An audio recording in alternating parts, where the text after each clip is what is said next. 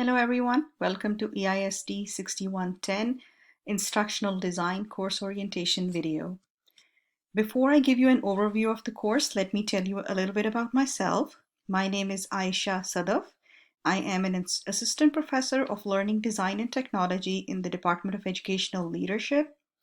I received my Master's in Computer Graphics Technology and PhD in Learning Design and Technology from Purdue University. My research is focused on promoting a learner-centered approach to instruction in varied learning environments. Particularly, I'm interested in studying online teaching and learning strategies, teacher technology education, emerging technologies, cognitive presence, and digital literacy. Overview of the course. This course has been designed to introduce you to the instructional design process. So in this course, you'll learn about the instructional analysis, design, and evaluation principles and practices. And you will also gain practical experience applying those theoretical understandings of instructional design principles and processes, such as goal and task analysis, learner and context analysis, instructional design strategies, selection and development of instructional materials, and formative and summative evaluation. So there are three main goals for this course. So you will learn about applying systematic instructional design processes in the creation of instructional design. Second is that you will learn to determine the essential skills, dispositions, and knowledge base needed for a successful career in the field of instructional design. And the third one is that you learn to compare and contrast instructional design models that can be used for the systematic instructional design process. So this course is an asynchronous online course. That means there are no synchronous or face-to-face meetings. This is a 15 weeks long course. I have designed each module, so you will see 5 main components each week. These include objectives, then readings and resources, e-lessons, discussions, and assignments. So the first 3 components are the content that you will share, that I will share with you, and the last 2 are the activities that you will participate in. You will not have an assignment due each week, but there will be a discussion that you need to participate in. The discussions are very application oriented, so you will be spending more time on the discussions. So here is a quick look at the course schedule. We begin on September 7th. Weeks run from Monday to Sundays. I have set up the course that your assignments are due by Sunday midnight. Here you can see the topics covered each week. You will also be working on your main project that I have chunked it so that you can turn it in and get my feedback by the time you submit your final project at the end of the course. For week 1 getting started, I would like all of you to take the time to get familiar with the course and the content of the course and go through the module 1. Then you need to post your introduction and sign up to facilitate discussions for one of the weeks, and we'll talk more about that later.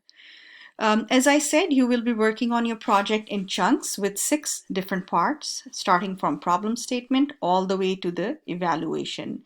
Be sure you keep up with the deadlines, because if you fall behind, it'll be difficult for you to make the process to the next checkpoint.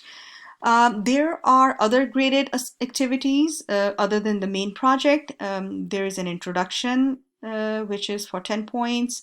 There are 13 discussions that are 10 points each, in total of 130 points.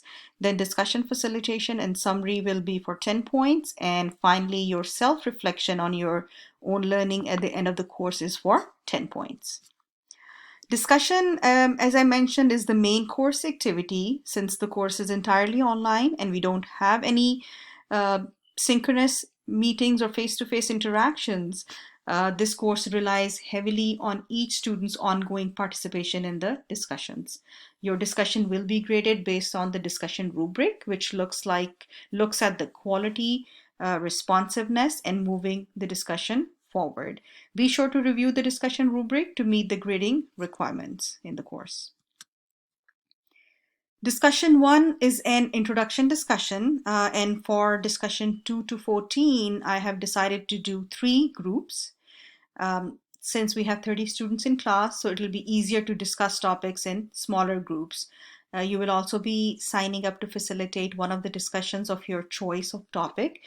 You will facilitate and also summarize the discussion for that particular week. I have listed responsibilities of the facilitators, and you'll see that when you sign up in week 1. You will be randomly assigned to one of the 3 groups, and I'll make sure that there is a facilitator for each group based on the topic you have signed up for. There are many ID models, and most generic one being the ADDIE, which stands for Analysis, Design, Development, Implementation, and Evaluation. So ADDIE is more like a framework, and we will walk through that during the course. And many of the models are based on this ADDIE framework. In this class, we are using the book by Morrison, Ross, and Kemp. So we will look at their model in depth. As you can see, their model is also structured on the ADDIE framework.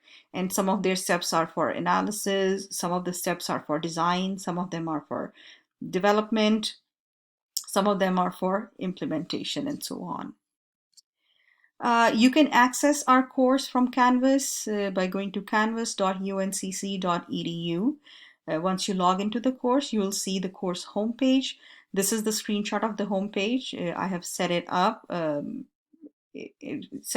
that you can see 8 menu links on the homepage. You'll be able to be able to see the link to the Getting Started module. There's a link to course syllabus, course schedule, and course modules. Also, you can access discussion forum, learn more about me, and also assignment guidelines as well. There are different ways you can contact me. First, if you have general questions about the course, specifically about the due dates, assignments, course content, etc., anything, then post it in the Ask the Peer, Ask the Instructor forum. That way you can access, you can access from the discussion section of the Canvas. That way everyone can see the answers to the question, and also I would encourage other students to respond to the question if they know the answers, and this will avoid duplication of questions. If there is something specific that like question about your course grade, about your project, then you should email me. You can also call me. This is my cell phone number. And if you want to meet me through Zoom, you should schedule a time to do that.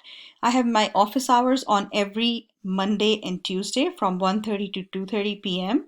However, I know that many of you work during that time. So if there is a need, we can always schedule another time to talk. So that is all about the course orientation. Please don't hesitate to contact me if you have any questions or need any help. I'm really looking forward to working with all of you this semester and seeing the growth in your learning that can happen within the course. I wish you all the very best, and let's have a great semester.